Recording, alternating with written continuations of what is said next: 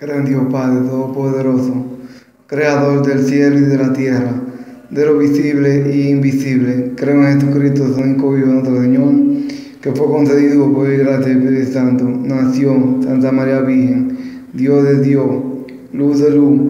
Dios verdadero de Dios verdadero, engendrado, no creado, de la misma naturaleza del Padre Todopoderoso, porque fue creado, nació Santa María Virgen, se hizo hombre, padeció bajo el Poncio Pilato,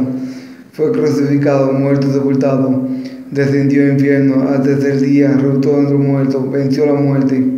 y subió a los cielos, y está sentado a Dios Padre Todopoderoso, que haya venido con gloria, hogar, vivo y muerto, en su reino nunca tendrá fin. Creo en el Espíritu Santo, dador de vida,